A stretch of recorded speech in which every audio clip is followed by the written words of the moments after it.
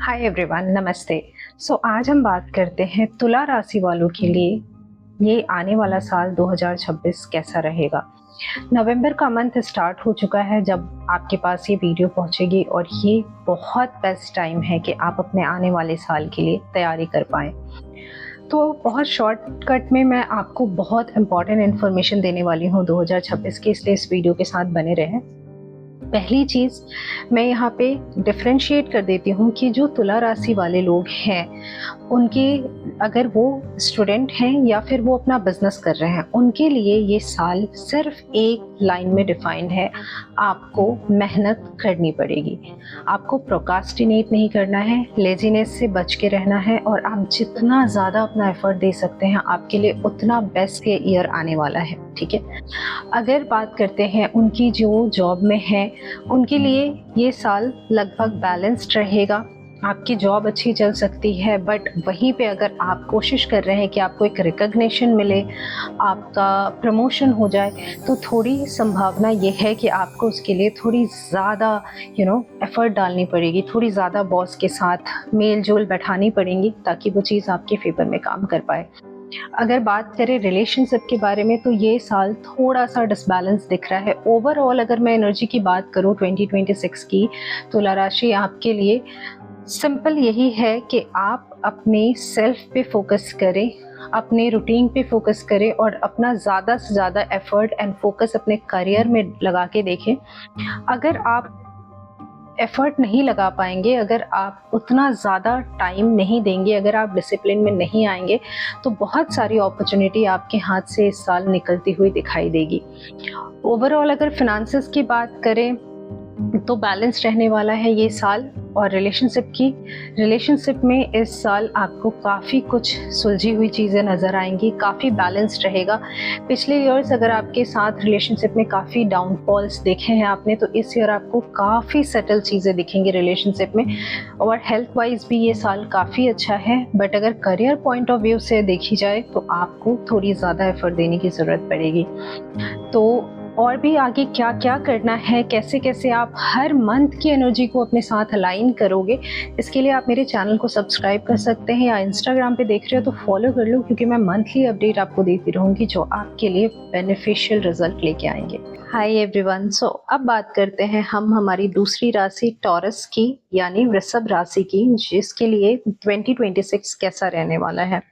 ये अपडेट आपको अर्ली इसलिए मिल रहे हैं ताकि आप अभी से छोटी छोटी स्टेप्स लेके अपना 2026 और भी बेहतर बना सकते हैं। तो सबसे पहले वृषभ राशि वालों की अगर मैं बात करूं, तो इस पूरी साल आपको प्रॉब्लम दिखेगी कहाँ पे, मैं इसकी बात कर रही हूँ। आपको अपने फैमिली, अपने लव रिलेशनशिप में, अपनी मैरिज लाइफ में थोड़ी प्रॉब्लम दिख सकती है, क्योंकि केतु की पोजीशन वैसी है जहाँ पे आपको कंफ्यूजन काफ़ी रहेगा, इल्यूजन काफ़ी रहेगा। कई बार आप जल्दी लोगों पे ट्रस्ट नहीं कर पाएंगे, तो ये इश्यूज आपके साथ हो सकता है पूरे साल थोड़ा बहुत चलता रहे, ऑन ऑफ रहेगा। हालाँकि अगर मैं वहीं बात करूँ आपके करियर के लिए, तो बहुत अच्छा है। आप इन सारी चीज़ों से जब निकाल पाओगे खुद को, तो आपके लिए अपॉर्च्युनिटी का भी टाइम बहुत अच्छा है। हो सकता है आपको कोई नई अपॉर्च्युनिटी मिल जाए, आप किसी नए प्रोजेक्ट पे काम करें, या अगर आप अपना बिज़नेस स्टार्ट करना चाहते हैं, तो वो भी स्टार्ट कर सकते हैं इस ईयर में। क्योंकि ये नंबर भी हमारे लिए ये ईयर भी नंबर 1 को डिनोट कर रहा है, तो बहुत सारे लोग इस ईयर में अपना कुछ नया काम स्टार्ट कर सकते हैं, अपनी कुछ नई लाइफ का जो बोलते हैं ना, एक पार्ट एंड करके अभी नया पार्ट पोर्शन शुरू करेंगे, चाहे in terms of family, in terms of business, in terms of changing the place और may be changing the country. तो ये ईयर आपके लिए सबसे बेटर होने वाला है इन terms of your finances, in terms of your career. But आपके रिलेशनशिप में इसमें थोड़ी बहुत प्रॉब्लम आएगी, इसलिए आपको किन चीज़ों से बचना है यहाँ पे मैं आपको बता रही हूँ। पहली चीज़, आपको ओवर थिंकिंग से बचना है, क्योंकि आप लोगों की आदत है टॉरस की, अगर मैं एक कैरेक्टरिस्टिक की बात करूँ, तो थोड़ा सा आप लोगों की बातों को अपने जहन में रखते हो, आपको शेयर करना पसंद नहीं आता, आप खुद से ही खुद को जज कर लेते हो कि लोग आपके बारे में क्या सोचेंगे अगर आप उनको ऐसे बात करोगे, या मे बी सामने वाला आपको गलत परसीव करेगा। इसलिए आपको ओवरथिंकिंग से बचनी है। जितना कम आप ओवरथिंकिंग करोगे, आपके आर्ग्यूमेंट्स या रिलेशनशिप की प्रॉब्लम्स ऑटोमेटिक उतनी कम होती हुई आपको दिखाई देगी। दूसरी चीज़, आपको अपने हेल्थ पे बहुत ज़्यादा ध्यान रखना है, क्योंकि इससे आपको मेंटल स्ट्रेस, किसी तरह की एंजाइटी की प्रॉब्लम आ सकती है। अगर आप ऑलरेडी बीपी के पेशेंट हैं या स्ट्रेस या डिप्रेशन कभी आपको रहा हुआ है, तो आपको बिल्कुल इस फ़ियर, इन चीज़ों का ध्यान रखना है, ओके? तीसरी इम्पॉर्टेंट चीज़, आपको अपने लिए मी टाइम ज़रूर निकालना है। कोई एक हॉबी चूज़ करो आप और उस पे काम करो। इससे आप ओवरथिंकिंग से भी बचोगे और आपकी एंग्ज़ायटी और स्ट्रेस जैसी प्रॉब्लम भी सॉर्टेड होगी। इन सारी चीज़ों को सॉल्व करने का सबसे सिंपल रिचुअल जो आप पूरे साल और कभी भी कर सकते हैं। अब बात करते हैं हम अपनी छठी राशि यानी कि वर्गो, कन्या राशि की 2026 में। सिंपल सी मैं एक बात बोलूं, अगर आप कोई चीज़ आपके मन में जो थी पूरे साल से चलती आ रही है, आप उसको लेके कंफ्यूज हो कि पता नहीं क्या रिजल्ट आएगा, ये चीज़ होगी मेरे फेवर में या नहीं होगी, इन terms of your career, in terms of your personal life, तो आपको फरवरी में एक बहुत ही सरप्राइजिंग रिजल्ट मिलेगा, जहाँ पे मोस्टली चांसेस हैं कि वो चीज़ आपके फेवर में होगी जिसको आप पिछले 1 साल से मैनिफेस्ट करते आ रहे हैं। तो जब आपको रिजल्ट मिल जाएगा ना, जो चीज़ आप पिछले 1 साल से सोच रहे थे कि काश ये हो जाए, मेरा प्रमोशन हो जाए या मुझे नए प्रोजेक्ट मिल जाए, वो फरवरी तक तो आपको रिजल्ट आपको पॉजिटिव ही दिखेगी अपने लाइफ में। बट उसके बाद उसकी जो टफनेस है, उसकी जो डिफ़िकल्टीज़ हैं, वो आपको थोड़ा सा प्रॉब्लम में डाल सकती है।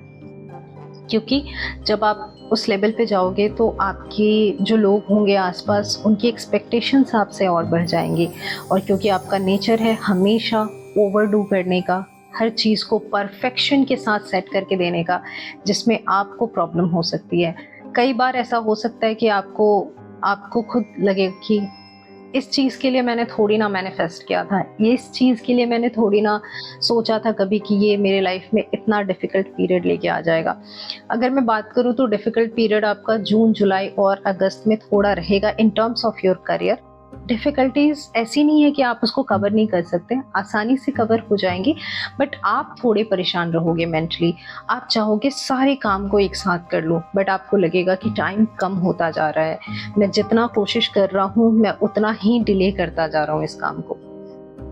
तो आपके लिए बहुत सिंपल है कि आप अपने काम का ट्रैक रिकॉर्ड रखें और अपने आप को अप्रिशिएट करना शुरू करें ऑन डेली बेसिस। अगर आप ट्रैक रिकॉर्ड रखते हैं कि आपने आज क्या क्या काम करना है, और इवनिंग में अगर आप ट्रैक करते हो कि हाँ मैंने ये काम कर लिया है, तो आपको खुद से भी लगेगा कि ठीक है, आज मैंने दिन ऐसे नहीं बिताया, आज मैंने इतना काम किया है। That will give you the best satisfaction and that will also give you the relaxation कि हाँ सब कुछ नॉर्मल है। ये एक बहुत सिंपल तरीका है आपके वर्क लाइफ को बैलेंस करने का। दूसरी चीज़ जो आपको ध्यान रखनी है, वो सबसे ज़्यादा आपको अपने हेल्थ का, स्पेशली स्टमक इश्यूज़ का ध्यान रखना है, क्योंकि कई बार आप काम में इतना ज़्यादा इन्वॉल्व हो जाते हो कि आपको समझ नहीं आता आप किस टाइम पे खाना खा रहे हो, ये आपके खाना खाने का टाइम है या ये टाइम आपके मेडिसिन का, कई बार आप मेडिसिन भी स्किप करते हो। तो इस चीज़ का आपको बहुत ज़्यादा ध्यान रखना है।